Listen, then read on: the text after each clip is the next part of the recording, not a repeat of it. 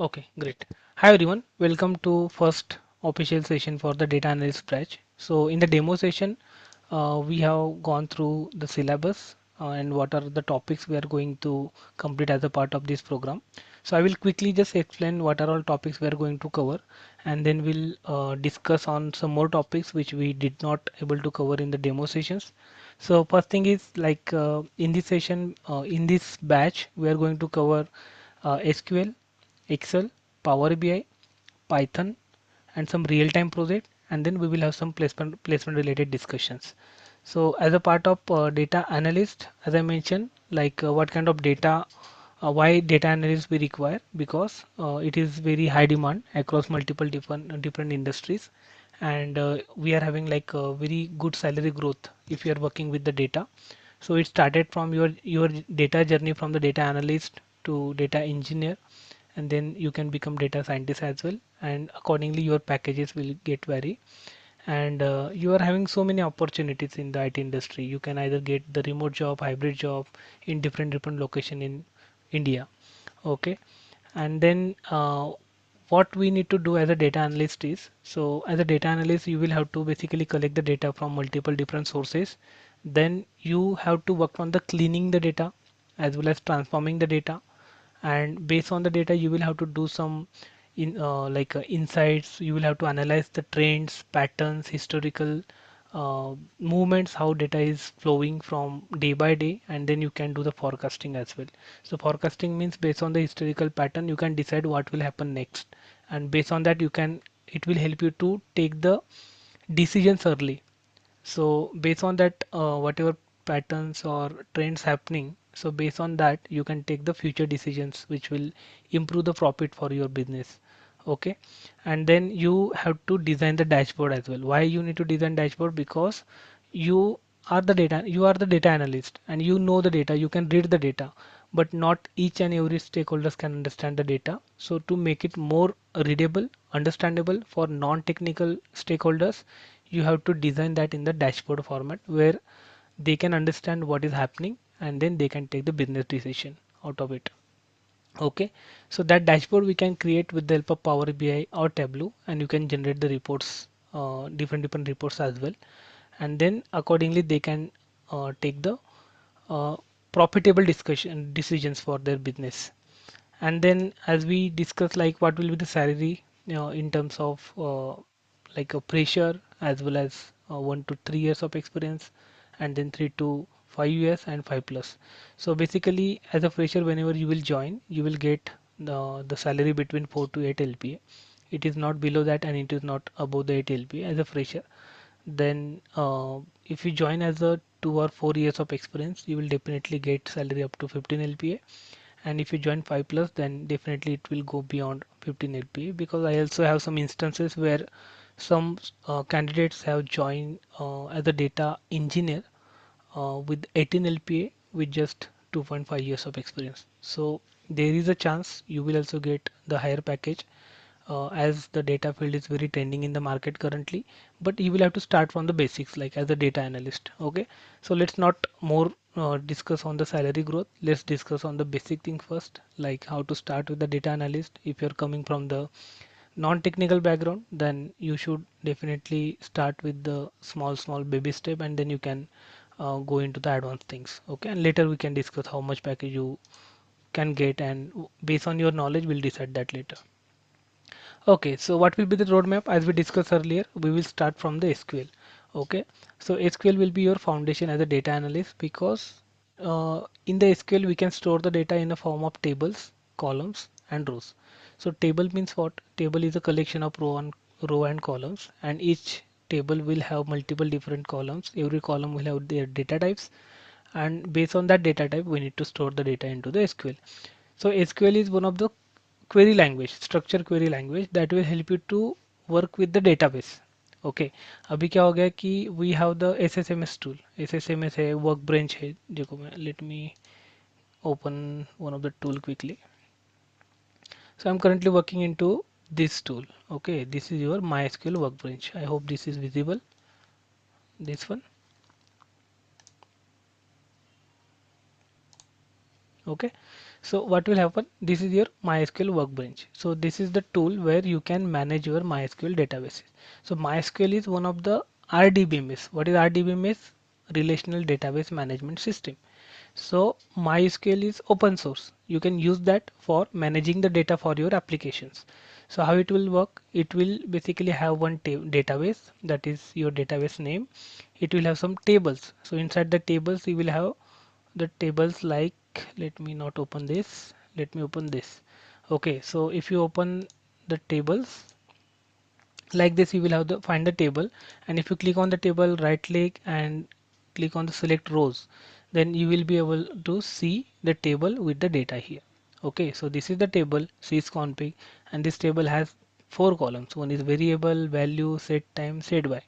Okay, so every column has the data. Every column has its own kind of data, like it is a string, it is a string, it is a date time, it is a nullable date table column.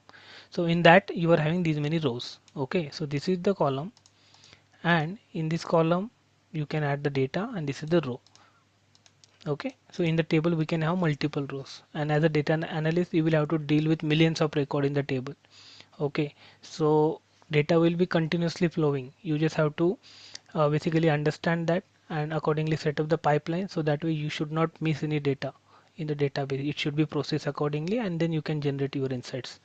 Okay, so this is just a small example where you can basically work with the databases. What is the database? So database is one of the storage which will help you to store the data permanently on the disk. What do I mean by permanently is, whenever you restart your system, even though you shut down your PC, you restart your PC, that data will be persisted on the disk. It means you can access that data anytime in future. Okay, so this is your persistent storage. But there is one more, in-memory databases. What is in-memory databases? So there are some Redis cache mechanism is there, and some other in-memory databases are there. So in-memory database are those which will keep the data in the memory, and if in case your PC is restarted, that data will be lost. Okay, so we will only keep such data in the memory which we will require for short term period. जैसे कि आपको अगले 10 minute तक कुछ data चाहिए, उसके बाद नहीं चाहिए वो data. So that kind of information you can store in the memory. Memory means RAM के अंदर. सो RAM is a random access memory, and that is a very short term memory allocation होता है. जैसे डेटा आप उसमें रखते हो, then after some time that data will get vanish. Okay, but database is the place which is your permanent storage, where you can store the data in a form of table. Inside the table you will have the columns and the rows. Inside the column and row you can add any number of rows. Okay, so this is the short introduction about the SQL. And what is SQL? SQL is a structure query language, so that will help you to work with the data. For example, I wanted to show all the records from sysconfig table. So this is the query for that. Select star from sys.sysconfig. Sys is a schema, dot sysconfig is a table name, and select is a command which will help you to retrieve the data from the database. Okay, now let's say I wanted to get the data whose value column has 64. So what I will do, just select star from sys.sysconfig, where value is equal to 64, like this. So if you run this query now, you will only see that data which is having 64 in the value column. Got it? So this is how you can make use of structure query language in order to communicate with the tables from the database. We are having multiple types of queries like DML queries, DDL queries, DQL queries, DCL queries. DML means data manipulation language, which will help you to manipulate the data in the table. DDL means data definition language, which will help you to manage the schema or do the schema level changes to the database, like alter table, create table, delete database, drop database, uh, then alter column, change the column data type, add some primary key. So this kind of things you can do inside the DDL. Okay, DQL is their data query language. So select is the command which is coming under the DQL language, and DCL is for the managing the permission for the database, like grant, revoke. Okay, so if you want to restrict some users to access the data, so such kind of things you can do inside the DQL. So that we will discuss in detail. I'm just taking the high level information. Okay, covering the high level points. Going back, so there is next one, that is Advanced Excel. So Advanced Excel is one of the Microsoft Excel tool that you can use in order to work with the data. Okay, so in the Advanced Excel, you will have the data in a form of sheet. There is a worksheet. Inside the worksheet, you will have the sheet. Inside the sheet, you will have the rows and column. So inside the rows and column, you will have the data. Okay, Microsoft Excel you might already aware about. So in that you will have the data tab, and inside the data tab you can play with the data, like if you want to remove the duplicate, if you want to pivot the data, you want to generate some pie charts. So all these things we will learn as a part of Advanced Excel. It has its own formulas, VLOOKUP, HLOOKUP, pivot. So these all the formats, formulas we will learn as a part of Advanced Excel. Power BI is more advanced tool than Advanced Excel in order to play with the data. Whenever you wanted to work with some visualizations, you wanted to do some DAX, measures, metrics. So all these things we can generate. You can basically, whatever data you are having in the database, by looking at the data, we cannot judge what kind of information is this. You cannot even identify any pattern out of it. In order to do that, you can just set up your Power BI dashboard, and based on the data it will automatically reflect that in the form of dashboard. So that way it will be more readable. Okay, it will be very easy to understand as well. And then non-technical users can also uh, non-technical users can also make some decisions by looking at the dashboard itself.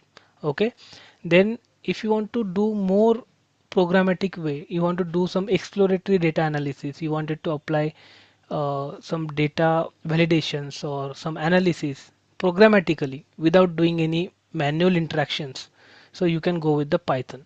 So Python has multiple libraries like pandas, numpy, then PySpark is there, as well as you can use scikit-learn.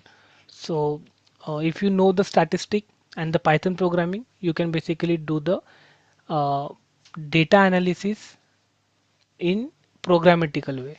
Okay, so we'll learn some topics in the Python as well. So definitely we will learn how we can work with the Python language first, what is the basics of it, foundation part, fundamentals, and then we can start with the advanced concept in the Python. Once we're done with these four different tools, we will take some real-time project like e-commerce application or healthcare project, pharma project, or some retail application. So that way, we will take two, three mini applications, and based on that, we will get some or generate some dummy data, which will we will just simulate like it is coming from some sources, and then with the help of that data, we will generate some insights, and obviously we will do some interview preparation. So this is the roadmap of this session or this batch, and we are planning to cover all these things within the upcoming 3 months. And once we're done with that, then we can plan for the interviews. Okay, so this was the high level information, and I would request Gaurav sir to continue from here. Thank you very much. Thank you very much, Bapu sir.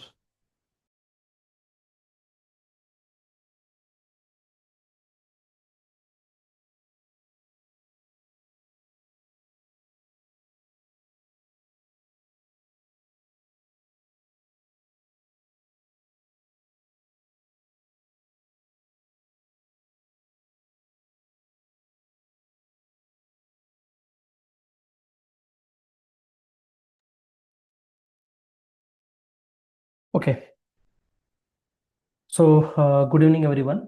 First of all, welcome to data analysis batch. Before we start tools like Excel, SQL, Power BI, or Python, I want to ask you one simple question. सगळ्यात पहिले मी confirm करतो की तुम्हाला Hindi language flexible आहे, मराठी और English. कोणी हिंदी आहे का इथे ज्यांना मराठी समजत नाही? एनीवन? ओके, आय होप सगळ्यांना मराठी कळते. ठीक आहे. ओके, सो बिफोर स्टार्ट एक क्वेश्चन आहे की जसं की आपण बघतो की मल्टिपल कंपनीजचे मल्टिपल बिझनेस असतात. मल्टिपल बिझनेससाठी त्यांचे मल्टिपल सेटअप असतात. काही कंपनीज मॅन्युफॅक्चरिंगमध्ये असतात, काही कंपनीज ब्रँडिंगमध्ये असतात, काही कंपनीज मार्केटिंगमध्ये असतात, काही कंपनीज कोणत्या तरी कंपनीला सर्व्हिसेस प्रोव्हाइड करतात. ओके. सो सगळ्यात पहिले बिझनेस टाईप आपल्याला माहीत असणं इम्पॉर्टंट आहे for data analytics person. Okay. म्हणजे जेव्हा पण तुम्ही फ्युचरमध्ये जेव्हा कंपनी चेंज करतात, तर तुम्हाला सेम बिझनेस क्रायटेरिया किंवा सेम बिझनेस रूल्स असलेली कंपनी तुम्हाला मिळणार नाही. प्रत्येक वेळेस तुम्हाला डिफरंट काइंड ऑफ बिझनेसमध्ये तुम्हाला डील करावी लागेल. ओके. सो आता जे पण कंपनीज डील करतायत किंवा काम करतायत, ओके, तर त्यांचा एक्सपिरियन्सवर ते काम करतायत किंवा ते काहीतरी गेस करताय म्हणून काम करतायत की डेटावर काम करतायत? तुम्हाला काय वाटतं? तुम्ही बोलू शकतात, अनम्यूट करू शकतात, डिस्कस करू शकतात.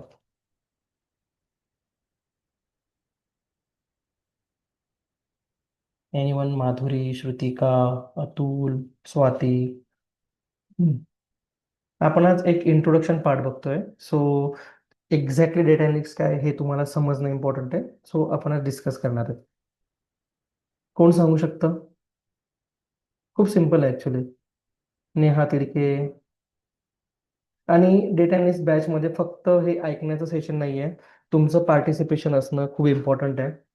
अदरवाईज ते इंटरेस्टिंग होणार नाही.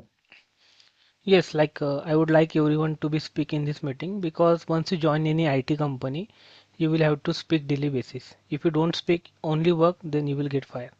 Okay, so if you are not speaking here, I will ask everyone to come to the office and then we will have this session offline. Otherwise, speak in the meeting. I'll just monitoring now.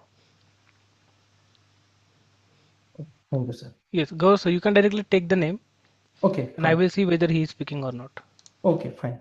Okay, खूप simple question आहे की जे पण companies, जे पण businesses जे work करतायत, ते त्यांच्या एक्सपिरियन्सवर वर्क करतायत किंवा त्यांना त्यांच्या बिझनेसवर किंवा त्यांच्या लीड्सवर ते गेस करतायत म्हणून ते बिझनेस करतायत, और त्यांच्याकडे डेटा आहे म्हणून ते बिझनेस करतायत?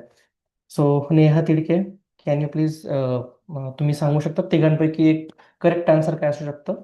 सर त्यांच्याकडे डेटा आहे म्हणून ते बिझनेस करताय. Correct, very good. सो आत्ताच्या कंडिशनमध्ये जेवढे पण कंपनीज वर्क करतायत, त्यांच्याकडे सगळ्यात जास्त इम्पॉर्टंट जे म्हणू शकतो इन्फॉर्मेशन आहे, ती डेटाच्या फॉर्मॅटमध्ये आहे. ओके. सो तुम्ही ऐकलं असेल की data is a new oil. जर तुम्ही ऑब्झर्व केलं, गुगल, अमेझॉन, फ्लिपकार्ट, नायका और मल्टिपल हॉस्पिटल्स किंवा मल्टिपल बँक्स, ओके, हे जे सगळे रन होत आहेत, तर यांच्याकडे कुठेतरी खूप मोठा डेटा आहे. त्या डेटावर ते प्रिडिक्शन करतायत. त्यांना त्यांचं क्लायंटचं बिहेवियर माहिती आहे, क्लायंटचा इंटरेस्ट माहिती आहे, म्हणून ते सगळे सीझन प्रमाणे त्यांचे डिसिजन्स घेत आहेत. ते नवीन जेव्हा प्रोडक्ट लॉन्च करतात त्यावेळेला त्यांच्याकडे कुठे ना कुठे डेटा असतो की ते प्रोडक्ट सेल होणार किंवा नाही, त्याच्यासाठी कन्झ्युमर कस्टमर इंटरेस्टेड आहे किंवा नाही. ओके. सो आपण काय बेसिक क्वेश्चन जे आहेत ते अगोदर अंडरस्टँड करणार की आपण जे पण लर्न करतोय, ओके, जी पण प्रोसेस शिकतोय, ती कशासाठी शिकतोय. Okay. As a full stack developer, डेव्हलपरला माहीत असतं की तो प्रोग्रामिंग लँग्वेज का शिकतोय. ॲज अ डेटाबेस डेव्हलपर त्याला माहीत असतं की तो SQL का शिकतोय. Okay. As a front end developer त्याला माहीत असतं की तो रिॲक्ट, अँग्युलर, HTML, CSS तो का शिकतोय. त्यांचा एक गोल असतो की त्यांना एक काहीतरी डेव्हलप करायची आहे, एक वेबसाईट डेव्हलप करायची आहे. त्यासाठी त्यांना फ्रंट एंडसाठी त्यांना काहीतरी असं डेव्हलप करायचं आहे की त्यांच्या वेबसाईटवर प्रॉपरली इमेज, पिक्चर किंवा टेक्स्ट फॉर्मॅटमध्ये त्यांच्या कस्टमरला किंवा युजरला तो फॉर्मॅट त्यांना दिसेल. ओके. म्हणजे इझिली त्यांच्या युजर तिथे त्या वेबसाईटला जाऊन तो लॉग इन करू शकतो, प्रोडक्ट परचेस करू शकतो, काहीही करू शकतो. तसंच डेटा अनालिसिसच्या पर्सन म्हणजे जो एम्प्लॉई आहे, ज्या कंपनीमध्ये तो काम करतोय, तो का काम करतोय, कशासाठी काम करतोय, त्याच्याकडे कोणते स्किल सेट्स असायला पाहिजे, मार्केट प्रमाणे, बिझनेस प्रमाणे त्याने कसं चेंज व्हायला पाहिजे, आपण त्याच्यावर एक्झॅक्टली डिस्कस करणार आहे. ओके. सो सगळ्यात मेजर क्वेश्चन आपण खूप बेसिक पासून स्टार्ट करतोय. So what is data analytics? Okay. So simple लँग्वेजमध्ये बघायला गेलं तर डेटा अनालिटिक्स म्हणजे एक असा डेटा जो पूर्णपणे रॉ फॉर्मॅटमध्ये आहे, बट त्याच्यामध्ये खूप मिनिंगफुल इन्फॉर्मेशन आहे. आता इन्फॉर्मेशन कोणत्या कोणत्या फॉर्मॅटमध्ये असू शकते? जस्ट वन सेकंड, मी एक वर्ड फाईल ओपन करतो.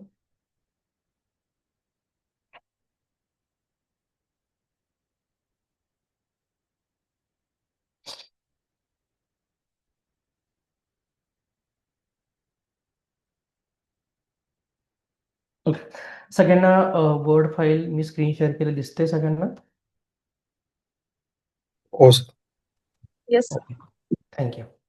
ओके, सो सगळ्यात पहिला question, what is data analytics? So सगळ्यात अगोदर आपल्याला माहित असायला पाहिजे की आपल्याकडे डेटा कोणत्या कोणत्या फॉर्मॅटमध्ये येऊ शकतो, कोणत्या कोणत्या फॉर्मॅटमधून डेटा आल्यावर आपण त्याच्यावर कोणती प्रोसिजर करणार आहे. ओके, सो सगळ्यात पहिले आपल्याकडे कंपनीकडे एक खूप मोठ्या लार्ज अमाऊंटमध्ये रॉ डेटा येतो. ओके, आता खूप तुम्हाला क्वेश्चन होत असेल की ह्या कंपनीजला तर खूप एक्सपिरियन्स आहे, किंवा ही कंपनी ऑलरेडी रन आहे, किंवा त्यांच्या प्रोजेक्टवर त्यांच्या प्रोडक्टवर ते ऑलरेडी काम करतायत. ओके, सो त्यांच्याकडे रॉ डेटा कशासाठी? त्यांना तर त्यांच्याकडे जर कोणीतरी टीम असेल जी त्या डेटावर प्रॉपरली वर्क करत असेल. ओके, बट असं नाही. आपण रॉ डेटा कोणाला म्हणू शकतो? रॉ डेटा जर तुम्ही कुठल्या तरी वेबसाईट और कुठल्या तरी ॲप्लिकेशनमध्ये जाऊन तुम्ही लॉग इन करता, साइन इन करतात. ओके, डे टू डे ॲक्टिव्हिटीमध्ये जर तुम्ही ऑब्झर्व केलं तर तुम्ही सगळ्यात जास्त आजच्या कंडिशनला, जर तुम्ही मेट्रो सिटीमध्ये राहत असणार तर तुम्ही झेप्टो यूज करतायत, और तुम्ही म्हणू शकता तुम्ही ब्लिंकिट यूज करतायत. ओके, ओके, हे झालं माझं डे टू डे ॲक्टिव्हिटीमध्ये. देन अजून तुम्ही काय यूज करू शकत असणार? तुम्ही फॉर एक्झाम्पल कोणाचं तरी फंक्शन आहे आणि तो बर्थडे पार्टीसाठी, और किंवा आपण म्हणू शकतो की तुम्हाला गेम्समध्ये खूप जास्त इंटरेस्ट आहे, किंवा तुम्हाला टी व्ही और कन्सोल किंवा कुठल्या तरी इलेक्ट्रॉनिक गॅजेट्समध्ये खूप जास्त इंटरेस्ट आहे. ठीक आहे, तर तुम्ही कुठलं तरी गुगलवर डेटा सर्च करत असणार. समजा फॉर एक्झाम्पल तुम्हाला टी व्ही हवा आहे, तुमची रिक्वायरमेंट आहे की तुम्हाला एक सोनी ब्रँडचा टी व्ही हवा आहे. ओके, तर तुम्ही अमेझॉन, फ्लिपकार्ट, जर समजा टी व्हीसाठी तुम्ही गेले तर तुम्हाला ॲटोमॅटिक दिसेल. मोस्ट ऑफ द टाइम जर गुगलवर तुम्ही इलेक्ट्रॉनिक ब्रँड सर्च केले तर तिथे तुम्हाला येऊ शकतं विजय सेल्स. ओके, विजय सेल्स, त्याच्यानंतर येऊ शकतो तुम्हाला अमेझॉन, त्याच्यानंतर येऊ शकतं फ्लिपकार्ट, त्याच्यानंतर येऊ शकतो तुम्हाला रिलायन्स डिजिटल स्टोअर. तर सगळ्यात अगोदर आपल्याला माहित असायला पाहिजे की बिझनेस क्रायटेरियाप्रमाणे कोणत्या कोणत्या कंपनीज कोणत्या कोणत्या ऍप्लिकेशन वेगवेगळ्या फॉर्मॅटमध्ये वर्क करतायत. ओके, आता अमेझॉन काय झालं? अमेझॉन काय झालं, ज्याच्यावर मल्टिपल ग्रोसरीज पण मिळतात, इलेक्ट्रॉनिक गॅजेट्स पण मिळतात, एव्हरीथिंग. तसंच आहे फ्लिपकार्ट. ओके, देन त्याच्यानंतर जर स्पेशलायझेशन बघितलं की कोण फक्त इलेक्ट्रॉनिक गॅजेट्समध्येच डील करतं, तर आपण म्हणू शकतो की रिलायन्स डिजिटल. ओके, देन त्याच्यानंतर सेकंड नंबरला म्हणू शकतो की आपण विजय सेल्स, मोठा ब्रँड आहे. जर तुम्ही क्रिकेट मॅचमध्ये इंटरेस्टेड असणार तर खूप जास्त ॲडव्हर्टाईज आजच्या कंडिशनला मार्केटमध्ये त्यांची चालली आहे, विजय सेल्स. ओके, सो आपण हे टॉप टू ब्रँड्स किंवा म्हणू शकतो की साईट्स आपण बघू घेऊ. ठीक आहे, आता जेव्हा पण तुम्ही कुठलंही प्रोडक्ट तुम्ही सर्च करतात ऑन गुगल, तर तुम्ही अमेझॉनला गेले तिथे तुमचं ऑलरेडी लॉग इन असेल, फ्लिपकार्टला गेले तिथे तुमचं ऑलरेडी लॉग इन असेल, रजिस्टर असेल. ओके, बट नेसेसरी नाही आहे की तुमचं विजय सेल्सला लॉग इन तुम्ही केलं किंवा तिथे तुम्ही एन्क्वायरी केली, किंवा रिलायन्स डिजिटलच्या वेबसाईटला गेले तिथे लॉग इन केलं आणि एन्क्वायरी केली. ओके, तर तिथे काय होतं की तुम्ही साइन इन विथ गुगल करतात. करेक्ट, जर तुम्हाला कुठल्या तरी एखाद्या वेबसाईटमध्ये म्हणू शकतो की ऑथेंटिकेशन किंवा ऑथराइज साइन इन तुम्हाला जर करायचं असेल, किंवा तुम्हाला तुमच्या पर्टिक्युलर लोकेशन प्रमाणे तुम्हाला बघायचं असेल की नियर बाय लोकेशनमध्ये कुठे आहे, और किती दिवसात मला डिलिव्हरी मिळेल, किंवा माझ्या सिटीमध्ये माझ्या कंट्रीमध्ये ते प्रोडक्ट अवेलेबल आहे किंवा नाही. ओके, का? कारण जर तुम्ही बघितलं तर अमेझॉनमध्ये इंडियासाठी डिफरंट प्रोडक्ट्स आहेत, US साठी डिफरंट प्रोडक्ट्स आहेत, UK साठी डिफरंट प्रोडक्ट्स आहेत. तो सगळ्यात पहिलं फिल्टर काय लागलं? कंट्री. ओके, सगळ्यात पहिले कंट्री वाईज काय, कंट्री वाईज काय आहे की डिफरंट प्रोडक्ट आहे. देन सेकंड तुम्हाला काय फिल्टर लागेल, स्टेट. समटाइम्स प्रत्येक स्टेटमध्ये तुम्हाला ते सेम ब्रँड सेम मॉडेल मिळणं खूप कठीण होतं, खूप काही पर्टिक्युलर प्रोडक्ट्समध्ये. ओके. देन तुमचा एक अजून फिल्टर लागतो त्याच्यामध्ये की तुम्हाला तुमच्या सिटीमध्ये ते अवेलेबल आहे का, और ते डिलिव्हर होणार आहे का. ओके. ठीक आहे. आता हे सगळे फिल्टर्स लावल्यानंतर तुम्हाला जेव्हा तुम्ही कुठल्याही एनी एनी वेबसाईट और ऍप्लिकेशनमध्ये जेव्हा तुम्ही साइन इन करतात, तर त्यावेळेला काय होतं की ॲटोमॅटिक जर तुम्ही कंटिन्यू विथ गुगल केलं किंवा जीमेल केला, तर तुमचं काय होतं की first name. Okay. First name काय झालं, त्या पोर्टलला गेला. देन त्याच्यानंतर काय होईल की फर्स्ट नेम असतो, आपला लास्ट नेम असतो. देन त्याच्यानंतर आता हे काय आहे, इन्फॉर्मेशन जी त्यांच्याकडे जाते. ओके. ही इन्फॉर्मेशन आहे, फर्स्ट नेम लास्ट नेम. त्याच्यानंतर काय म्हणू शकतो आपण, कॉन्टॅक्ट नंबर. देन त्याच्यानंतर ईमेल आय डी. ओके. ही आहे एका कस्टमरची, एका युजरची लीड. ओके. सगळ्यात जास्त जर इम्पॉर्टंट डेटा अनालिटिक पर्सन और कंपनी जर साठी काही असेल, तर ती आहे लीड. आता ती एक लीड प्रत्येक कंपनीसाठी डिफरंट डिफरंट कॉस्टमध्ये असू शकते. ओके. आता कॉस्टमध्ये कशी असू शकते, जर तुम्ही बघायला गेलं तर एका टीव्हीची जी प्राइस असते ती 10 to 15,000च्या अंडर असू शकते. ओके.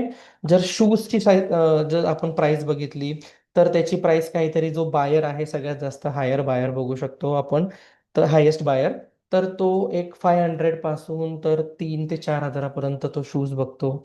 त्याच्या अजून आपण बिलो आपण प्राइस जर अजून कमी केली, तर समजा तुम्ही मोबाईलचे केस म्हणजे मोबाईलचे कवर्स किंवा तुम्ही तुमच्या होम अप्लायन्सेसमध्ये यूज होणारे काही वस्तू किंवा बॉटल्स, पेन, पेन्सिल, जसं जसं तुम्ही वस्तू बघणार त्यांची कॉस्ट तशी तशी कमी असते. ओके.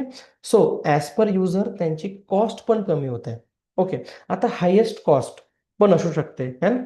जसं की लाईक आता मी जर हे बघितलं तर मी एखाद्या रिटेलमध्ये बघितलं किंवा FMCG मार्केटचं बघितलं. ओके. याच्या व्यतिरिक्त पण काय असू शकतं, याच्या व्यतिरिक्त पण काही प्रोडक्ट असू शकतात जे स्वतःच्या प्रोडक्टला सेल करतात. आता जर आय टीमध्ये बघितलं की आय टी सर्व्हिसेसमध्ये पण असे खूप सारे CRM प्लॅटफॉर्म्स असतात. ओके. तर त्याच्यामध्ये जर हायेस्ट कॉस्ट जर बघितली तर सेल्स फोर्स नावाचं एक प्रोडक्ट आहे. ओके. फक्त सेल्स फोर्स नाही, खूप याच्यासारखे सर्व्हिस नाऊ आहे. देन त्याच्यानंतर सायबर सिक्युरिटी रिलेटेड खूप सारे प्रोडक्ट्स आहेत. देन त्याच्यानंतर तुम्ही बघितलं असेल की ऑथेंटिकेशनसाठी यूज होणारे मल्टिपल प्रोडक्ट्स आहेत. जर तुम्हाला तुमची कंपनी आय टी सेल्समध्ये असेल, प्रॉपर आय टीचे प्रोडक्ट सेल करत असेल, तर त्यांची कॉस्ट डिफरंट असते. लाईक बिझनेस प्रमाणे और त्यांचे युजर प्रमाणे त्यांची जी कॉस्ट असते ती डॉलरमध्ये असते. जर त्यांना कन्वर्ट तुम्ही केलं, तर त्याची एक लीड 10 लाख ते 10 करोड यांच्यामध्ये असते. ओके. आता हं, जर 10 लाख ते 10 करोड मध्ये त्याची प्राइसिंग आहे, तर ऑब्व्हियसली त्याच्यासाठी युजर्स खूप कमी असतील. ओके. बट FMCG मध्ये और रिटेलमध्ये काय असतं की कॉस्ट ही कमी असते, बट त्याची युजरची डिमांड आणि युजर्स ही खूप जास्त मोठ्या प्रमाणात असते आणि त्या ठिकाणी डेटा पण खूप मोठ्या प्रमाणात असतो. ठीक आहे. आता आपण काय काय बघितलं, एक IT sales domain related business बघितला आणि सेकंड FMCG आणि रिटेल रिलेटेड आपण डोमेन बघितला. ओके. आपण आता दुसऱ्या डोमेनमध्ये डिस्कस करत नाहीये, फक्त ह्या दोन डोमेन बद्दल डिस्कस करतोय. ओके. आता इन्फॉर्मेशन लीडमध्ये आणि लीडमधून डेटामध्ये ती कसे कन्वर्ट झाली. ओके. आता जेव्हा एखादा युजर, कुठलाही युजर असू द्या, तो IT सेल्समध्ये असू द्या और रिटेलमध्ये असू द्या, त्याने इन्फॉर्मेशन ऑटोमॅटिक एखाद्या वेबसाईट और पोर्टलमध्ये गेली, एनिथिंग गुगलवरून गेला, देन ती जी ही लीड आहे, ही लीड प्रॉपरली तो जो प्रोडक्ट सेल करणारी कंपनी आहे त्याच्याकडे ती लीड गेली. ओके. फॉर एक्झाम्पल मी जर नेम असेल काहीतरी, म्हणू शकतो की यशवंत नावाचा एक युजर आहे. ओके. देन त्याच्यानंतर त्याचा कॉन्टॅक्ट नंबर. ओके. त्याचा कॉन्टॅक्ट नंबर समथिंग काहीतरी. ओके. त्याच्यानंतर त्याचा ईमेल आय डी असेल. ओके.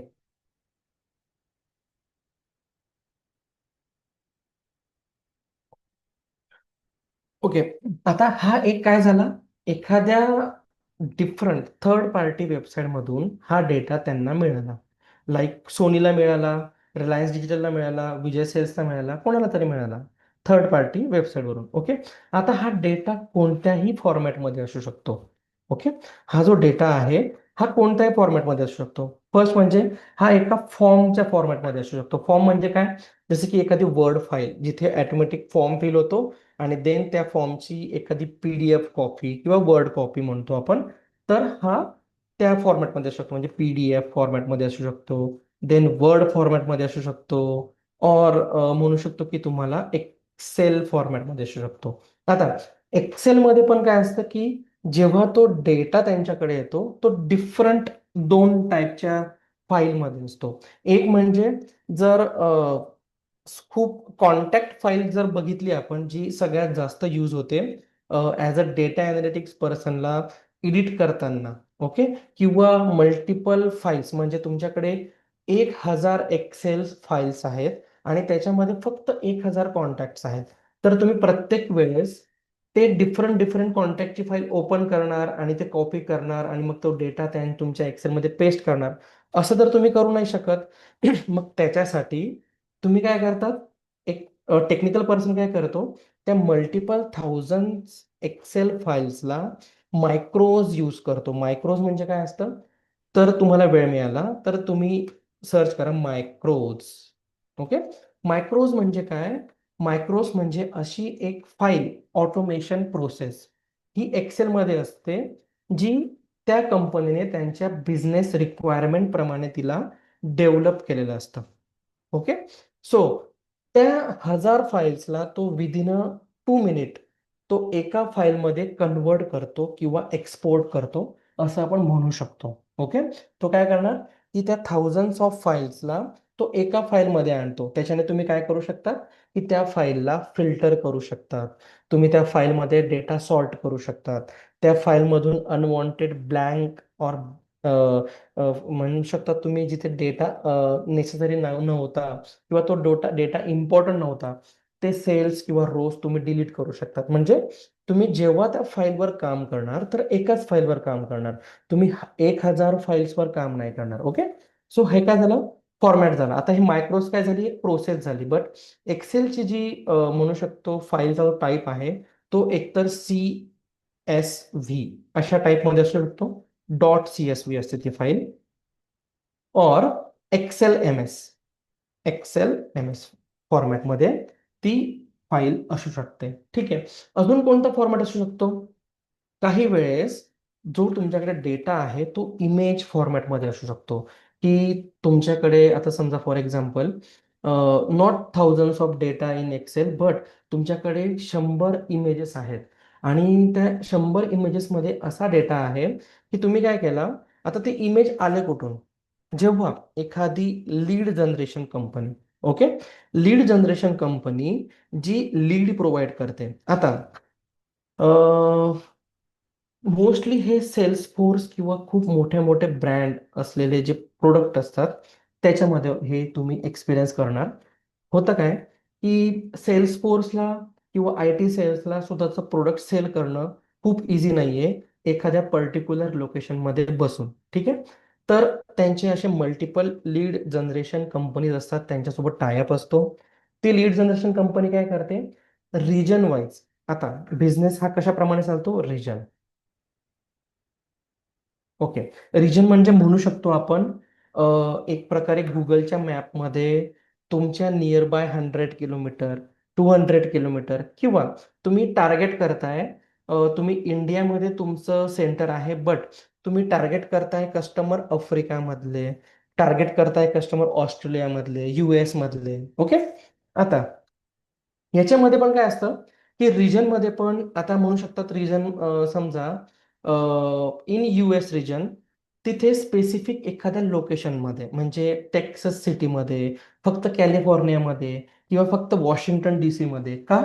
कारण त्या प्रोडक्टची डिमांड किंवा त्या प्रोडक्टमध्ये इंटरेस्टेड जे लोक आहेत ते फक्त त्या स्पेसिफिक लोकेशनमध्ये आहेत, और त्या कंपनीला त्या स्पेसिफिक लोकेशनमध्ये त्यांची मार्केटिंग करायची आहे किंवा त्यांचं प्रोडक्टला प्रॉपरली मार्केटिंग करायचं आहे. ओके, ठीक आहे. आपण इन डिटेल याच्यात जात नाही. आपला जो मेन टॉपिक आहे त्याच्यावर येऊया. ते आपण पुढे बघणारच आहोत. आता त्या रिजनमध्ये काय असू शकतं की एक प्रकारे मॅपिंग असू शकते. तर त्यांचे जे एजंट्स आहेत किंवा त्यांचे जे लीड जनरेशन कंपनीज आहेत त्यांच्या कुठल्या तरी कस्टमर सोबत त्यांनी ब्रोशर शेअर केलं त्या सेल्स फोर्सच्या प्रोडक्टला सेल करण्यासाठी, जे त्यांना त्यांच्या कंपनीकडून मिळालंय. त्याच्यामध्ये प्राइसिंग आहे, सगळं काही इन डिटेल आहे. मग आता याच्यामध्ये पण काय असतं की टार्गेट. टार्गेट म्हणजे काय की तुम्ही कोणत्या युजरला टार्गेट करतायत. ओके, आता युजरला टार्गेट करतायत म्हणजे काय की फॉर एक्झाम्पल सेल्सफोर्सचं ऍप्लिकेशन आहे. तो एखाद्या घरात बसणारा माणूस किंवा हाऊसवाईफ किंवा एखादा जॉब करणारा पर्सन किंवा गव्हर्नमेंट जॉब करणारा पर्सन ते बाय करेल का? नाही. ते कोण बाय करेल? आणि ते बाय करण्याचं डिसिजन कोण घेईल? तर ते बाय करण्याचं डिसिजन घेऊ शकतो एखाद्या कंपनीचा CEO और त्या कंपनीचा ओनर. ओके, तर त्याच्यासाठी काय असेल की त्यांचं त्या लीडला सेल्समध्ये कन्वर्ट करण्यासाठी त्यांचं काहीतरी टार्गेट असेल. ओके, सो ते टार्गेट कोणाला करणार ह्या प्रोडक्टसाठी? CEO किंवा ओनरला. आता तसंच आता जर FMCG आणि रिटेलमध्ये जसं की अमेझॉन, फ्लिपकार्ट, इथे टार्गेटेड पर्सन कोण असतात? जर समजा अ, जर किचन मधले काही प्रोडक्ट असतील तर ऑब्व्हियसली जे हाऊसवाईफ्स असतात किंवा फिमेल ते टार्गेट असणार. और जर समजा फॅन्सी शूज किंवा म्हणू शकतात की वॉचेस, त्याच्यासाठी कोण टार्गेट असणार? मोस्टली मेल टार्गेट असणार, ज्यांची एज त्याच्यामध्ये पण क्रायटेरिया असतो की 18 to 24 एज मधले जे पर्सन आहेत, जर त्यांचं एज हे असेल तर त्यांना टार्गेट करा. तो ॲटोमॅटिकली त्या वेबसाईट्स ॲटोमॅटिकली तसे जे लीड्स आहेत त्यांच्या फोन्समध्ये, त्यांच्या ॲप्लिकेशन्समध्ये किंवा त्यांना मेल थ्रू त्यांना मार्केटिंग होते. त्याला आपण म्हणतो डिजिटल मार्केटिंग पण म्हणू शकतो किंवा लीड जनरेशन प्रोसेससाठी होणारी एक प्रोसेस पण म्हणू शकतो. ओके, तर याच्यामध्ये टार्गेट त्यांनी या CEOला किंवा त्यांच्या ओनरला केला. मेल थ्रू त्यांनी ब्रोशर पाठवला. ओके, आणि त्याच्यानंतर त्याने काय केला, त्या CEOने किंवा त्या ओनरने त्या मेलला एक्नॉलेज केला आणि त्यांनी काय सांगितलं की आपण मीटिंग सेट करू. ओके, आता काय झाले की मीटिंग सेट झाली. आता मीटिंग सेट झाली आणि त्यांनी काय केलं की मीटिंग सेट झाल्यानंतर त्या CEOचा मोबाईल नंबर, त्या CEOचा ईमेल ID और त्याचं लोकेशन किंवा जे पण असेल, त्यांनी त्या मेलचा कन्फर्मेशन स्क्रीनशॉट. आता होतं काय की प्रत्येक वेळेस डेटा तुम्ही एक्सेलमध्ये पाठवणार आणि ते एक्नॉलेज होईलच असं नसतं. ठीक आहे, आता त्या पर्सनने ते एक्नॉलेज केलंय यांचं त्या थर्ड पार्टी लीड जनरेशन कंपनीकडे काय आहे? एक प्रूफ आहे. तर ते काय करणार? त्या मेलचा स्क्रीनशॉट काढणार आणि त्या इमेजला ते सेंड करणार मेलच्या थ्रू. ओके, आता ते मल्टिपल मेल्स म्हणजे त्या मल्टिपल लीड्स एका त्या कंपनीकडे म्हणजे सेल्स फोर्समध्ये त्या कंपनीकडे त्यांचा मार्केटिंग हेड वगैरे जो पण असेल ती लीड त्यांच्याकडे गेली. पण कोणत्या फॉर्मॅटमध्ये? एका इमेजच्या फॉर्मॅटमध्ये. ओके, आता इंडियामध्ये डिफरंट रिझन असतील की Mumbai location, Chennai location, Hyderabad location. US मध्ये पण त्यांनी टार्गेट केलं असेल डिफरंट 10 सिटीज. तसंच पूर्ण वर्ल्डमध्ये त्यांनी टार्गेट केलं असेल. तर त्यांची ती इमेजेसची जी क्वांटिटी आहे ती 100+ असू शकते. ओके, 100+, कारण मल्टिपल टीम्स मल्टिपल रिजनसाठी वर्क करतात. त्यांच्याकडे मल्टिपल लँग्वेजमध्ये बोलणारे कॉली टेलर्स असतात, जे त्यांना ब्रीफ करतात, त्यांच्याशी कम्युनिकेट करतात आणि लीड जनरेट करतात. ओके, आता 100+ इमेजेस त्यांच्याकडे आले. आता त्यांना कन्वर्ट करण्यासाठी हा जो टाईप आहे, मॅक्सिमम टाईप तुमच्याकडे कळतो की इमेज फॉर्मॅटमध्ये तुमच्याकडे डेटा येतो. ओके, आता डेटा अनालिटिक्स पर्सनकडे या सगळ्या फॉर्मॅटमध्ये, सॉरी, ते मी ओके, या सगळ्या फॉर्मॅटमध्ये डेटा येतो. ओके, आता त्याला ह्या डेटाला काय करायचं असतं, ह्या डेटाला कन्वर्ट करायचं असतं एका त्याच्या कंपनीने और त्याच्या बिझनेसच्या रूल प्रमाणे त्याचा कुठला तरी एक फॉर्मॅट असेल त्याच्यामध्ये त्याला कन्वर्ट करायचा असतो आणि त्याला त्याच्या ऍप्लिकेशनमध्ये फिल करायचं असतं और त्याच्या डॅशबोर्डमध्ये त्याला ऍड करायचं असतं. ओके, तर सगळ्यात मेजर रोल त्याचा आहे तो की त्याला ज्या पण फॉर्मॅटमध्ये तो डेटा मिळतोय ॲज पर बिझनेस, तो त्या डेटाला कन्वर्ट करतोय. त्या कन्वर्ट केल्यानंतर खूप साऱ्या प्रोसेसेस आहेत आणि त्या प्रोसेसेस केल्यानंतर तो त्या बिझनेससाठी डिसिजन मेकिंगसाठी एक इन्साइट्स जनरेट करतोय. हा सगळ्यात मोठा रोल आहे. जर डेफिनेशन बघितली तर खूप छोटी आहे की तो रॉ डेटामधून तो मिनिंगफुल इन्फॉर्मेशन तो कन्वर्ट करतोय आणि बिझनेस डेव्हलपमेंटसाठी और बिझनेसमध्ये डिसिजन घेण्यासाठी तो लीड किंवा इन्साइट जनरेट करतोय. बट ह्या दोघांच्या मध्ये खूप मोठी प्रोसेस आहे. ओके, तर ती प्रोसेस एवढी व्हास्ट आहे की तुम्हाला तुमच्या टाइम पिरियड प्रमाणे किंवा स्पेसिफिक टाइम प्रमाणे, तर त्याच्यामध्ये असू शकतो की तुम्हाला तुमच्याकडे बिझनेसचा काहीतरी सीझन आहे. त्या सीझनमध्ये तुम्हाला जर कस्टमर टार्गेट करायचे कॉम्पिटिटरच्या अगोदर, तर तुम्हाला तुमचं काम तेवढ्या स्पीडमध्ये करणं, ॲक्युरेट करणं, प्रॉपर करणं खूप इम्पॉर्टंट असतं.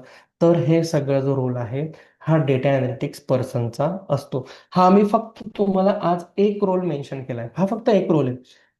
मल्टिपल रोल्स मल्टिपल बिझनेस प्रमाणे डिफरंट डिफरंट होऊ शकतो. बट जे आपण स्किल्स शिकणार आहे ते सगळ्यांसाठी युजफुल असणार आहे. ओके, आता जर आपण एखादं छोट्या शॉपचं एक्झाम्पल घेतलं समजण्यासाठी, जर समजा एखादा मेडिकल स्टोअरचा ओनर आहे. ओके, आता आपण बिझनेसमध्ये खूप मोठ्या बिझनेसमध्ये नाही जायचं, आता मेडिकल स्टोअरचा ओनर आहे.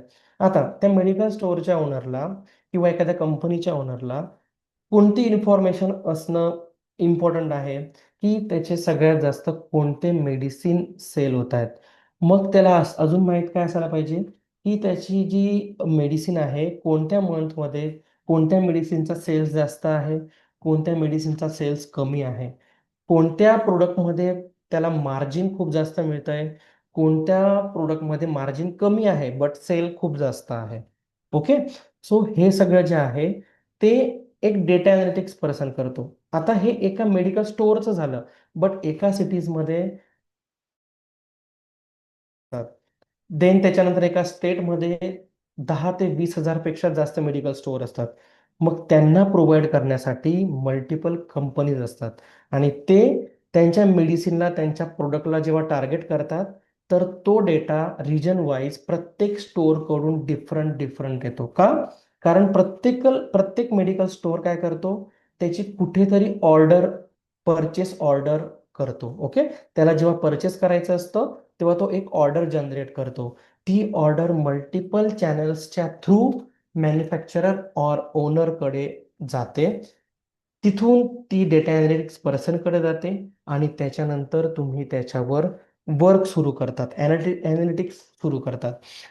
म्हणून आपण म्हणू शकतो की data analytics is the process of collecting, cleaning, transforming and analyse data into extract useful insights for growth your business or decision making. Okay, आता याच्यामध्ये पण डेटा अनालिटिक्सचे 4 टाइप्स असतात. ओके, आता कोणते 4 टाइप असू शकतात? So first is descriptive.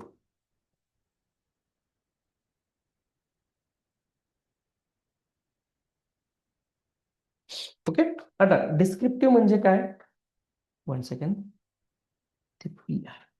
Okay, descriptive म्हणजे काय? डिस्क्रिप्टिव्ह म्हणजे की माझ्या बिझनेसमध्ये किंवा माझ्या डिसिजनमध्ये असं काय झालंय. ओके, म्हणू शकतो आपण in short what happen. Okay, then त्याच्यानंतर दुसरा टाईप असतो डायग्नोस्टिक. आता डायग्नोस्टिक म्हणजे काय की ते का घडलंय किंवा व्हाय इट हॅपन.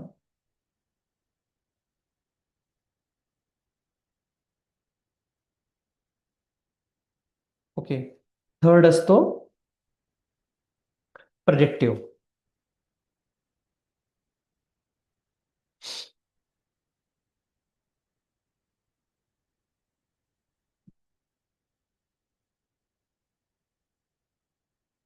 प्रेडिक्टिव्ह म्हणजे काय? What will happen.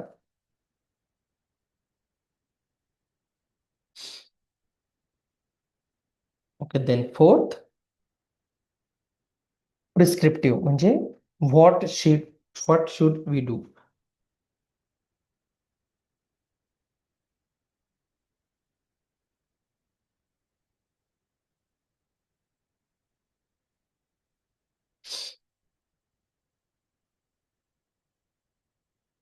Okay.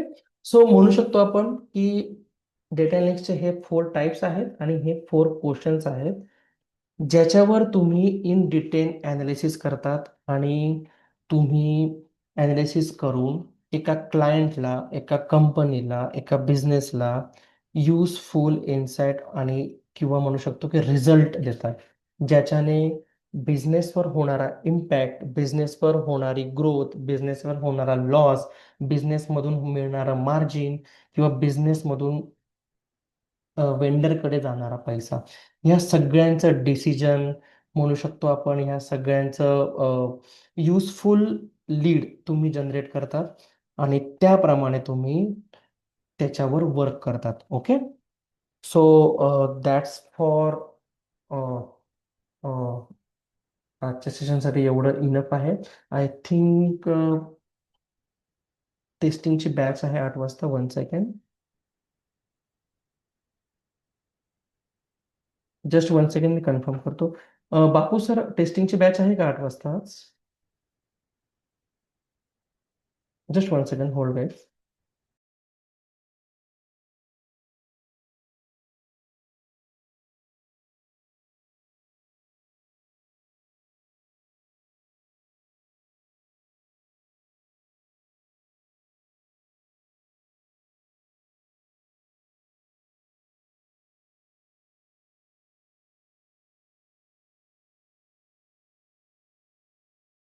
Okay, we can continue. Okay. Then आता आपण काय बघितलं की डेटा अनालिटिक्सचे 4 टाइप्स. ओके. आता हे 4 टाइप जे आहेत ना, एक प्रकारे म्हणू शकतो आपण की हे 4 क्वेश्चन्स प्रमाणे आहेत. ठीक आहे. आता जसं आपण एका मेडिकल स्टोअरचं एक बिझनेस प्रोसेस बघितली, जी डिपेंड करते त्याच्या बिझनेसमुळे त्या मेडिसिन और त्या प्रोडक्ट ओनरला किती इफेक्ट होतोय. ओके. तसंच आता हे एक फार्मा डोमेनचं झालं. आता तुम्हाला नायका फॅशन माहिती का? कोणी ऐकलंय का नायका फॅशन? एनीवन? मोस्टली फिमेल कॅन्डिडेट्सला जास्त माहित असेल. कोणी ऐकलंय? येस. येस. ओके. सो जर तुम्ही नायका फॅशनच्या वेबसाईटवर गेले किंवा त्यांचं ॲप्लिकेशन तुम्ही लॉग इन करून बघितलं आणि तुम्हाला हे सगळ्यांना करायचं आहे, मल्टिपल ॲप्लिकेशन्स, मल्टिपल वेबसाईट्सला तुम्हाला व्हिजिट करायचं आहे. तिथे तुम्हाला बघायचं आहे की एक्झॅक्टली युजर त्या ॲप्लिकेशनमध्ये जाऊन काय काय करू शकतो, काय परचेस करू शकतो आणि तिथे बघू शकतो आपण रिव्ह्यूज असतात, डिमांड असते. रिव्ह्यूमुळे काय होतं की आपल्याला डिमांड कळतो. एक सिम्पल कळू शकतो तुम्हाला की सगळ्यात जास्त कोणत्या प्रोडक्टचा सेल आहे. तुम्ही म्हणजे गेस करू शकता त्यांच्या वेबसाईटवर जाऊन. ओके. आता जर बघितलं आपण, जर नायका फॅशन आहे, तर तिची वर्क करते ती सीझन प्रमाणे करते. ओके. आता सीझन प्रमाणे म्हणजे कसं, जर समजा उन्हाळा असेल तर ते ॲटोमॅटिकली त्यांच्या वेबसाईटला किंवा त्यांच्या मार्केटिंग, जसं तुम्ही इंस्टाग्राम, फेसबुक, जे पण त्यांचे सोशल साईट्स असतील, तुम्हाला ॲटोमॅटिक दिसेल तिथे की सनस्क्रीनचे ॲड खूप जास्त तुम्हाला दिसतील किंवा सनस्क्रीन खूप जास्त डिस्काउंटमध्ये किंवा त्यांची हायर प्राईस पण होते काही वेळेला, तर ॲटोमॅटिक त्यांच्या प्रोडक्ट लिस्टमध्ये तुम्हाला दिसायला लागेल. देन त्याच्यानंतर जर समजा विंटर सीझन आला तर लगेच तुम्हाला त्यांचे प्रोडक्ट चेंज झालेले दिसतील. ओके. नंतर परत रेनी सीझन आला तर त्यांचे परत प्रोडक्ट चेंज झालेले दिसतील. जसं की विंटरमध्ये त्यांचे ग्लिसरीन ज्याच्यामध्ये असतं, ज्या प्रोडक्टमध्ये असतं, म्हणजे व्हॅसलिन वगैरे है ना, मॉइश्चरायझर, क्रीम्स, तर ते खूप जास्त त्याच्यामध्ये दिसतात. आता त्यांना कोणत्या सीझनमध्ये कोणतं प्रोडक्ट लॉन्च करायचं आहे, कोणत्या प्रोडक्टचं मॅन्युफॅक्चरिंग स्टार्ट करायची आहे, कोणत्या प्रोडक्टचं मॅन्युफॅक्चरिंग लास्ट इयर झाली होती, बट तरी पण त्यांच्या वेअरहाऊसमध्ये ते प्रोडक्ट त्यांच्या वेअरहाऊसमध्ये अवेलेबल आहे. म्हणजे काय, त्या प्रोडक्टची एक्सपायरी त्या प्रोडक्टची एक्सपायरी आता फॉर एक्झाम्पल विंटर सीझन आहे आपण असं कन्सिडर करू, आणि त्यांनी विंटर सीझनमध्ये कुठलं तरी त्यांचं एखादं मॉइश्चरायझर जे क्रीम असतात, जे प्रोडक्ट्स असतात, ते त्यांच्या वेअर हाऊसमध्ये अवेलेबल आहेत. ओके, आणि जे एक्सपायर त्यांची डेट जी आहे ती एक्सपायर होण्यात आलेली आहेत. कारण समजा त्यांच्या प्रोडक्टची एक्सपायरी 2 इयर्स किंवा 1.5 इयर्स आहे. ओके, तर जर त्यांचं प्रोडक्ट ह्या वर्षी एक्सपायर होणार असेल आणि मागच्या वर्षी मॅन्युफॅक्चरिंग झालेलं असेल, तर त्यांच्याकडे कोणता डेट, त्यांच्याकडे प्रत्येक प्रोडक्टला एक सिरियल नंबर असतो. काय असतो? Serial number. त्याप्रमाणे त्या प्रोडक्टवर प्रत्येक प्रोडक्टची डेट असते. कोणती डेट असते? मॅन्युफॅक्चरिंग डेट असते. मॅन्युफॅक्चरिंग डेट असते आणि त्याच्या पुढे काय असते अजून? त्याची एक्सपायरी डेट पण असते. ओके, आता हा सगळा डेटा प्रत्येक प्रोडक्ट वाईज, प्रत्येक बॉक्स वाईज, युनिट वाईज त्यांच्याकडे तो डेटा त्यांच्या ऍप्लिकेशनमध्ये, त्यांच्या डेटाबेसमध्ये त्यांच्याकडे असायला पाहिजे. ओके, मग त्याप्रमाणे ते काय करणार, जेव्हा विंटर सीझनची स्टार्टिंग होईल तेव्हा ते काय करणार, त्या प्रोडक्टला ते सेल करणार जो प्रोडक्ट एक्सपायर होण्यात आलेला आहे. ओके, सो फॉर एक्झाम्पल त्यांच्याकडे 1000 unit all over product, 1000 unit expiry आहे. ओके, 1000 युनिटची त्यांच्याकडे एक्सपायरी आहे आणि त्यांना काय करायचंय की 1000 युनिटला त्यांना ह्या वर्षी काहीही झालं तरी सेल करायचंय. का? कारण ते 5-6 मंथ मध्ये किंवा नेक्स्ट इयर ते एक्सपायर होणार आहे. ओके, हा त्यांच्याकडे डेटा आहे आणि त्यांना हे पण माहिती आहे, जरी माझ्याकडे एक्सपायरी प्रोडक्टचे 1000 युनिट आहे, बट मला माझ्या बिझनेसच्या प्रिव्हियस प्रोडक्शन प्रमाणे माझे 10,000 युनिट्स सेल होणार आहे. त्याला आपण काय म्हणू शकतो? डिमांड. ओके, 10,000 हे डिमांड पण आहे आणि कॉन्फिडंट आहे की ते सेल होईल.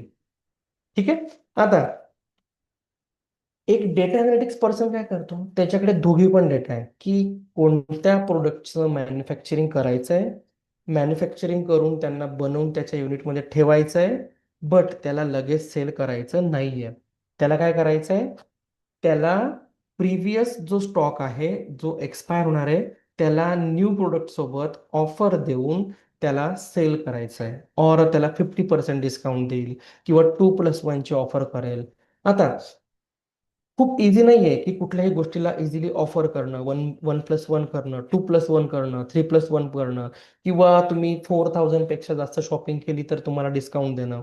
हे सगळं एक कॅल्क्युलेशन असतं, एक एक प्री प्लॅनिंग कॅल्क्युलेशन आपण म्हणू शकतो. ओके, तर हे सगळं एक डेटा अनालिटिक्स पर्सन प्लॅन करतो आणि तो प्लॅन करून जो त्याला ह्या 1000 युनिट मधून लॉस होणार आहे डिस्काउंट देऊन, तो ह्या 10,000 युनिट पासून तो कसं डबलचं प्रॉफिट कंपनीला करून देईल, हे त्याचं एक डिसिजन असतं. ओके, आता हे डिसिजन घेण्यासाठी तो काय करेल की हा जो सगळा डेटा आहे त्याच्या 1000 युनिटचा आणि त्याने बनवले नवीन कंपनीने जे मॅन्युफॅक्चर केलेलं आहे 10,000 युनिटचा, तो काय करणार, ते कोणाला तरी तो प्रेझेंटेशन किंवा डॅशबोर्ड किंवा जे नॉन टेक्निकल पर्सन, जसं बापू सर बोलले की डॅशबोर्ड जे आहे एखादा नॉन टेक्निकल पर्सन पण इझिली समजू शकेल असा बनवायचा असतो.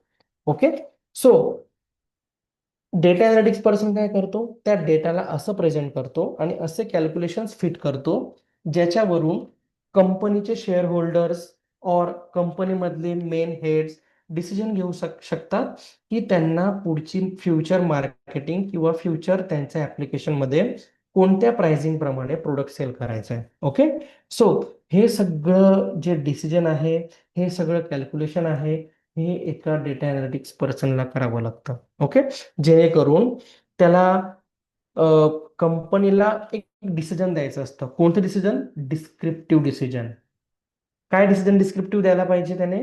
की लास्ट मंथ सेल्स कमी का झाला किंवा लास्ट इयर सेल का कमी झाला, ज्याच्यामुळे त्याच्याकडे ही 1000 युनिटची एक्सपायरी झाली. त्याच्यानंतर त्याला परत काय करावं लागतं? एक डायग्नोस्टिक डिसिजन घ्यावं लागतं. आता डायग्नोस्टिक डिसिजन घ्यावं लागतं म्हणजे काय? की डिस्काउंट नाही होता म्हणून ते प्रोडक्ट सेल झाले नाही, किंवा हे आपण याची हायर प्राइस होती म्हणून याचं सेल झाला नाही. देन त्याच्यानंतर त्याला अजून काय डिसिजन घ्यावं लागतं? Predictive decision. काय प्रेडिक्टिव्ह डिसिजन? की नेक्स्ट मंथ माझ्या किंवा नेक्स्ट इयर येणाऱ्या सीजनमध्ये माझे हे जे प्रोडक्ट आहेत ते सेल होतील का? ओके. त्याच्यानंतर तो कोणता डिसिजन घेतो? तो प्रिस्क्रिप्टिव्ह डिसिजन घेतो. म्हणजे काय? की मला किती डिस्काउंट द्यावं लागेल किंवा मला फायनल किती लॉस घ्यावं लागेल किंवा मार्जिन सोडावं लागेल, ज्यामुळे माझं हे 1000 युनिट सेल होतील आणि मला ह्या 10,000 युनिट्स पासून बेनिफिट होईल. ओके. तर आपल्याला as a data analytics person आपल्याला या 4 वे मध्ये विचार करावा लागतो. तर तुम्हाला बिझनेस डिसिजन घेण्यासाठी किंवा एक डॅशबोर्ड क्रिएट करण्यासाठी तुम्ही प्रॉपर प्रेझेंटेशन करू शकतात.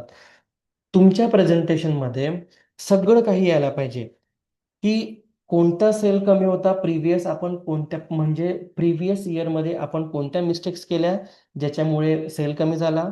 देन त्याच्यानंतर कोणत्या प्रोडक्टची हायर डिमांड होती पण त्याच्यावर डिस्काउंट नव्हता, त्याच्यामुळे माझा प्रोडक्ट सेल नाही झाला. थर्ड, आता जे डिसिजन घेतोय तर त्याच्यामुळे नेक्स्ट मंथमध्ये हे सेल होईल का, आणि आता ह्या सीझनमध्ये आपण कोणत्या प्राइसिंगमध्ये कोणत्या डिस्काउंटमध्ये आपलं प्रोडक्ट सेल करायला पाहिजे, जेणेकरून ह्या सीझनमध्ये आपल्याला प्रॉफिट होईल. ओके. सो ऑलवेज कंपनीजला डेटा अनालिटिक्स हायर करणं खूप इम्पॉर्टंट आहे. का? कारण तोच ह्या वेमध्ये विचार करू शकतो, ॲनालिसिस करू शकतो. त्यांना हायर करणं इम्पॉर्टंट आहे because to increase their profit, reduce their cost, to understand customer behaviour, to make smart decision आणि त्यांच्या कॉम्पिटिटर्सला बीट करण्यासाठी डेटा अनालिटिक्स हा मॅन्डेटरी प्रत्येक बिझनेसमध्ये इम्पॉर्टंट आहे. Okay. Okay. So any questions तुम्ही डिस्कस करू शकतात.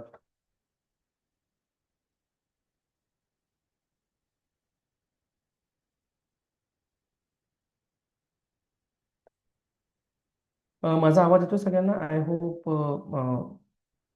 मे बी माझं वायफाय येतोय ना? ओके. येतोय. सो तुम्ही डिस्कस करू शकता, तुमचे क्वेश्चन्स विचारू शकतात, बिकॉज आपण आज काहीच टेक्निकल पार्ट बघितलेला नाहीये. आपण आज एक बिझनेस पर्स्पेक्टिव्ह और एक डेटा अनालिटिक्सची थॉट प्रोसेस कशी असते और त्या थॉट प्रोसेस प्रमाणे बिझनेस कसा रन होतो आपण हे सगळं बघितलंय. तर तुम्हाला त्याच्याबद्दल काही डिस्कस करायचं असेल तर डिस्कस करू शकतात. आता मला असं वाटतं की तुम्हाला क्वेश्चन्स यायला पाहिजे होते की ओके, की समजा त्यांना प्रिव्हियस युनिट जे आहे ते एक्सपायर झालेलं असेल, तर त्यांनी सेल करण्यासाठी काहीतरी डिसिजन्स घेतले, काहीतरी प्लॅनिंग केली, त्यांनी ते सेल केलं. बट तुम्हाला असे क्वेश्चन्स यायला पाहिजे होते की नायकाला तर ऑलरेडी माहीत होतं की त्यांचा कोणता ब्रँड सगळ्यात जास्त सेल होतो, किंवा त्यांना हे पण माहिती असतो की फिमेल व्हर्सेस मेलचा परचेस रेशो. ओके. तर हे जे 100 युनिट एक्सपायरी झालेली आहे याच्यामध्ये किती प्रोडक्ट्स एका फिमेल रिलेटेड आहेत और किती प्रोडक्ट्स एका मेल रिलेटेड आहेत, तर याच्यामध्ये परचेस रेशो किती असेल त्या रेशोप्रमाणे त्यांनी ते जे प्रोडक्ट आहेत ते कसे सेग्रिगेट केले असतील. और फेस्टिवल प्रमाणे पण कधी कधी डिमांड वाढते. तर काही प्रोडक्ट त्यांचे फेस्टिवल प्रमाणे, जसं की म्हणू शकतो आपण की इन दिवाळी, जेव्हा तुमची दिवाळीचं फेस्टिवल येतं त्यावेळेस पण थंडीचा सीझन असतो, विंटर सीझन असतं, आणि त्या स्पेसिफिक टाइम पिरियडमध्ये काही स्पेसिफिक सोप असतात, जसं की तुम्ही बघितलं असेल मोती सोप, किंवा काही स्पेसिफिक ठराविक प्रोडक्ट खूप जास्त सेल होतात. मे बी दिवाळीमध्ये लॉन्च केलेले जे प्रोडक्ट आहेत ते त्यांच्याकडे एक्सपायरी म्हणून पडलेले असतील. ओके. सो हे खूप क्वेश्चन्स आहेत जे मेल फिमेल कॅटेगरी, एज किंवा फेस्टिवल किंवा डिमांड यांच्यामुळे प्रोडक्टवर इफेक्ट होतो. ओके, आता मी हे जे सगळं बोललो ना, हे तुमच्या एक्सेल शीटमध्ये असलेल्या डेटाचं हेडर आहे. ओके, का? कारण हे क्रायटेरियाप्रमाणे फिल्टर होऊन मॅन्युफॅक्चर झालेला किंवा डिमांडप्रमाणे मॅन्युफॅक्चर झालेला प्रोडक्ट आहेत, जे कंपनीने age wise, criteria wise, gender wise हे सगळं बनवलेलं असतं. Okay okay. काही डिस्कस करायचं आहे, काही क्वेश्चन्स किंवा आपण काय लर्न करणार आहेत किंवा तुमच्याकडे कोणता सेटअप पाहिजे तुम्ही विचारू शकता. हॅलो. येस नेहा. सर, आपण हे जेव्हा म्हणजे डेटा अनालिटिक्स हा जो रोल आहे, हे वर्क करताना एक टीम राहत असेल ना, की सपोज आता हे वर्क करायचंय, ठीक आहे, जसं तुम्ही नायका फॅशनचं सांगितलेलं आहे. येस. हे वर्क करत असताना एक टीम राहत असेल ना, की प्रॉपर की बाबा यांनी हे काम करावं. प्रॅक्टिकल म्हणजे काम डिवाइड केलेलं राहत असेल ना. करेक्ट. हा. बरोबर. येस. ओके. ओके, सो तुम्हाला टीम बद्दल जाणून घ्यायचं की एक्झॅक्टली डेटा अनालिसिसची टीम कशी वर्क करते. येस. आता बिझनेस प्रमाणे तुमचं टीमचं मॉडेल डिफरंट असतं. ओके, जसं की बिझनेस प्रमाणे तुमचं बिझनेस स्ट्रक्चर डिफरंट असतो. ओके, बिझनेस प्रमाणे त्यांचा selling time, purchase time, raw material परचेसचा टाइम, नंतर त्याच्यानंतर पॅकेजिंगचा टाइम, स्टोअर करून ठेवण्याचा टाइम, मार्केटिंगचा टाइम, हा प्रत्येक गोष्ट डिफरंट असते आणि त्यासाठी तुमच्या टीम्स पण डिफरंट असतात. बट डेटा अनालिटिक्स पर्सन जर फॉर एक्झाम्पल तो समजा IT सेल्समध्ये आहे. ओके, तो IT सेल्समध्ये आहे म्हणजे काय, तो एखाद्या प्रोडक्टवर काम करत असेल. ओके, तर समजा तुमच्या टीममध्ये 2 किंवा 3 बिझनेस अनालिटिक्स आहेत. एक ज्युनियर लेवलचा असेल, एक सिनियर पर्सन असेल आणि एक मॅनेजर म्हणजे बिझनेस अनालिस्ट असेल. ओके, म्हणू शकता तुम्ही किंवा बिझनेस इंटेलिजंट किंवा एक कसं असतं की बिझनेस अनालिटिक्सचं किंवा डेटा अनालिटिक्सचं एक म्हणू शकतो आपण की स्पेसिफिक डेझिग्नेशन नसतं. फर्स्ट व्हाय? कारण जर समजा तुम्ही एका सायबर सिक्युरिटी टीममध्ये काम करतायत, तर तिथे त्याचं डेझिग्नेशन असेल रिस्क अनालिस्ट. जर तुम्ही एखाद्या स्पोर्ट्स मॅनेजमेंट कंपनीमध्ये काम करतायत, तर तिथे तुमचं डेझिग्नेशन असेल स्पोर्ट्स अनालिस्ट. जर तुम्ही एखाद्या डेव्हलपमेंट कंपनी जी वेबसाईट डेव्हलप करते किंवा एखादा प्रोडक्ट डेव्हलप करते, त्या कंपनीमध्ये तुमचं रोल असेल may be data analyst or may be product owner. Product owner का? कारण तुम्ही त्या प्रोडक्टसाठी काम करताय. ओके, तर त्यावेळेला काय होतं की तुमची रिक्वायरमेंट तुम्ही कोणाकडून घेताय.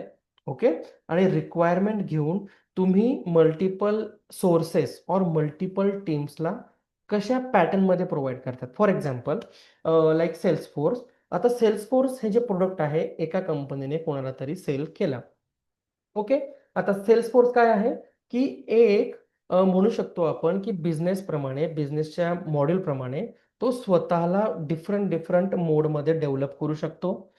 बिझनेसप्रमाणे तो त्याचं जे डेव्हलपमेंट आहे आपण ते करू शकतो.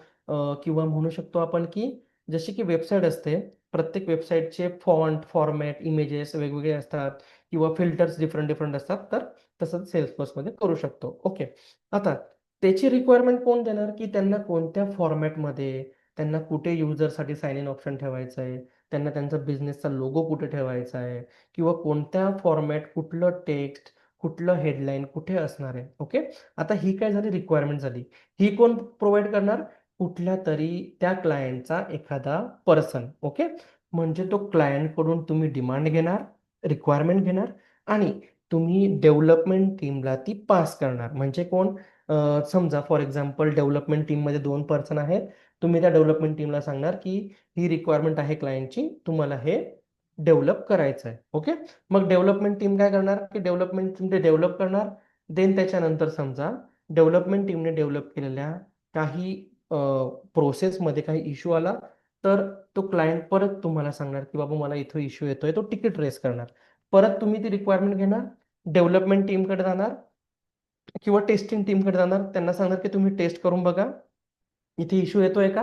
जर इश्यू आला परत तुम्ही डेव्हलपमेंट टीम करून ते डेव्हलप करणार आणि चेंजेस करून घेणार. ओके, सो आता हे आय टी डोमेन प्रमाणे झालं किंवा आय टी सेल्स प्रमाणे झालं की तुम्ही क्लायंटकडनं रिक्वायरमेंट गॅदर करताय आणि डिफरंट डिफरंट सोर्सेस किंवा डिफरंट डिफरंट टीम्सला तुम्ही त्यांच्याकडून डेटा प्रोव्हाइड करून काम करून घेताय आणि त्याच्यानंतर काम झाल्यावर तुम्ही परत क्लायंटला इन्फॉर्म करताय. आता हे झाले आय टी सेल्सचं. आता F M C G, retail, then त्याच्यानंतर हेल्थ केअर, फार्मा, हॉस्पिटल्स किंवा म्हणू शकतो मेकॅनिकल, डिफरंट डिफरंट बिझनेस प्रमाणे तुम्ही जेव्हा डेटा गॅदर करणार तर त्या प्रोसेसमध्ये रिक्वायरमेंट प्रमाणे तुमची टीम साईज पण डिफरंट डिफरंट असेल. ओके, तुमच्या टीममध्ये मे बी डेव्हलपर्स राहू शकतात, टेस्टर्स राहू शकतात, और मे बी तुमच्या जर समजा तुमची कंपनीचा जो मोटिव्ह आहे ते मार्केटिंग किंवा डिजिटल मार्केटिंग आहे तर त्यावेळेस तुमच्याकडे मार्केटिंग टीम असू शकते, और तुमच्याकडे तेव्हा डिफरंट डिफरंट टाईपचे मीडियाचे जे ऑडिओ व्हिडिओ मार्केटिंग रिलेटेड म्हणू शकतो आपण लाईन्स जे डेव्हलप करतात तशी टीम तुमच्याकडे असू शकते. और जर तुमच्याकडे तुम्ही जर हेल्थ केअर फार्मामध्ये आहेत तर तेव्हा तुमच्याकडे मल्टिपल टाईपचे वेंडर असू शकतात. का? जर समजा त्या कंपनीला जर मॅन्युफॅक्चर करायचं मेडिसिन तर तो कुठून तरी डेटा कुठून तरी रॉ फॉर्मॅटमध्ये काहीतरी कंटेंट तो परचेस करत असेल. ओके, रॉ मटेरियल परचेस करत असेल तर त्याच्यासाठी तुमच्याकडे काय असेल की तुमचे मल्टिपल वेंडर सोबत कॉन्टॅक्ट असतील की तुम्हाला कोणत्या सीझनमध्ये कोणत्या रेटमध्ये कोणता प्रोडक्ट तुम्ही परचेस करणार, देन त्याच्यानंतर तुम्ही मॅन्युफॅक्चर करणार आणि देन तुम्ही ते सेल्स टीमकडे पास करणार सेल्ससाठी. ओके, सो आता पर्चेसिंगसाठी तुमच्याकडे डिफरंट डेटा अनालिटिक्स पर्सन असेल आणि सेल्ससाठी तुमच्याकडे डिफरंट पर्सन असेल. ओके, एक डेटा अनालिटिक्स पर्सन डिफरंट टाईपच्या परचेसमध्ये तो डिफरंट टाईपचे वेंडर शोधून कॉस्ट कटिंग करून प्रॉपर त्या कॉस्टवर वर्क करून ते प्रोडक्ट डेव्हलप करत असेल आणि सेल्स करण्यासाठी तो त्या प्रोडक्टला डिफरंट टॅगलाईन देऊन रिजन प्रमाणे मार्केटिंग टीम डेव्हलप करून तो त्याच्या कॉस्ट युजरसाठी युजर फ्रेंडली असायला पाहिजे ते डिसिजन्स घेऊन तो त्याला प्रोडक्ट सेलसाठी तो हेल्प करत असणार. तर तुमची डोमेन प्रमाणे टेक्नॉलॉजी प्रमाणे तुमचं जे टीम आहे ती डिफरंट असेल, तुमचं बिझनेसचं पॅटर्न डिफरंट असेल, तुमचे बिझनेस प्रमाणे तुमचे टूल्स पण डिफरंट असतील. असं नाही की तुम्ही प्रत्येक वेळेला सेम टूलवर यूज करणार. जशी तुमचा कंपनी चेंज होईल ती कंपनी जे CRM टूल किंवा जे पण इन्फॉर्मेशन एका ठिकाणी गॅदर करण्यासाठी जे पण टूल यूज करत असणार तुम्ही ते टूल यूज करणार किंवा तुम्हाला ते टूल अडॉप्ट करावं लागेल as a data analytics person. Okay, so team size he different different असू शकते. असं नाही की तुम्ही सिंगल पर्सन वर्क करणार. मे बी तुमच्या प्रोडक्टमध्ये डिफरंट टीम्स असतील आणि प्रत्येक टीममध्ये एक डेटा अनालिटिक्स पर्सन असेल. Okay, I hope my yes. Answer is okay. Thank you. Thank you. Okay, any questions और we can wind up. Sir हे रिअल टाइम प्रोजेक्ट वरती वर्क होणार ना म्हणजे? ओके, आता मी जे तुम्हाला सांगितलं सगळं हे जे आपण डिस्कस केलं हे हॅलो. एका real time data analytics person प्रमाणेच केलंय. माझा आवाज येतो सगळ्यांना? हा, येस सर. ओके, आता हे जे पण मी एक्सप्लेन केलंय और आपण जे डिस्कस केलं आहे हे एका रिअल टाइम प्रोजेक्ट मधल्या सिनेरिओ प्रमाणे आपण डिस्कस केलंय. ओके, आता जेव्हा आपण टेक्निकल गोष्टी शिकणार तर प्रत्येक वेळेस प्रत्येक दिवशी रिअल टाइम प्रोजेक्ट प्रमाणे शिकणं तुम्हाला खूप हार्ड आहे. बट मी हे जे तुम्हाला आज सांगितलंय ना हे तुम्हाला एक लॉजिक बिल्ड करतं. का लॉजिक बिल्ड करतं?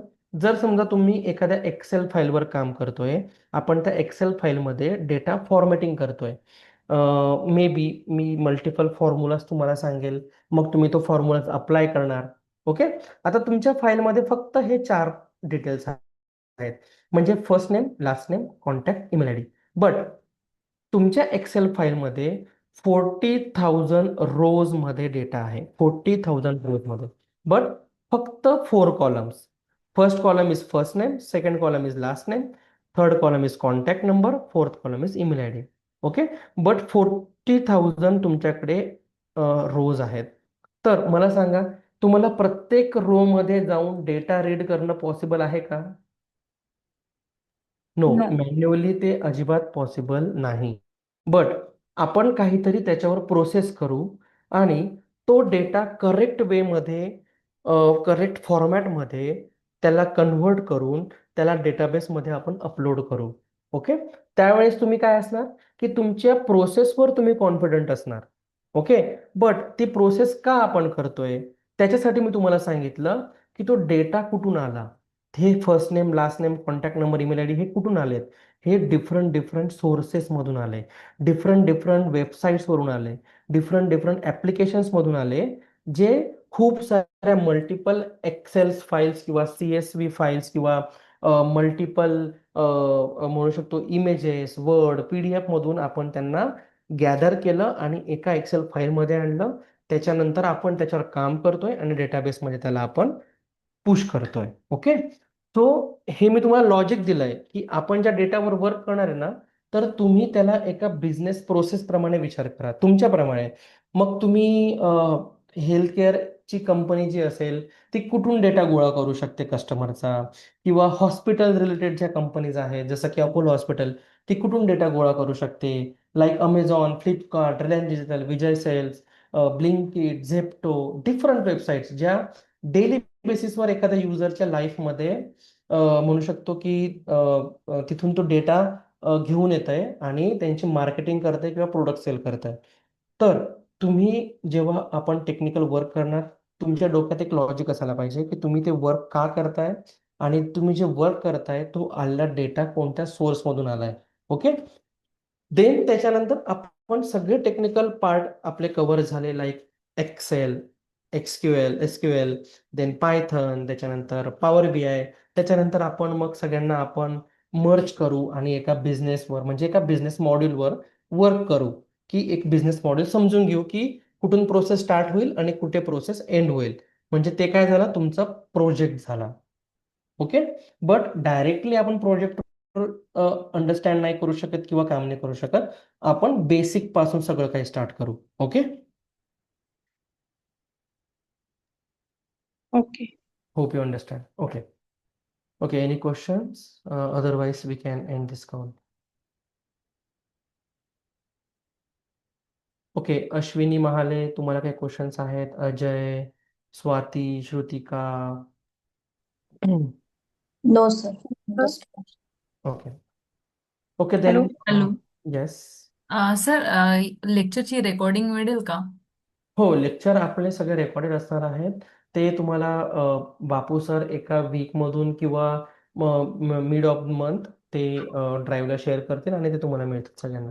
मला त्याच्याबद्दल पूर्णपणे आयडिया नाही आहे, बट मी तुम्हाला ते उद्या कन्फर्म करेन. Okay, Yes, so I'll send you the recording. That the thing is, I want everyone to be joined daily basis. So if there is really some problem, like you cannot join the meeting due to some personal issues, then only I will send you that. But the thing is, I want everyone to be joined daily basis. And if in case not able to join, I will send you. No problem. Okay sir, thank you. Okay, then Bapu sir, I will end this call. Okay, let me stop the recording.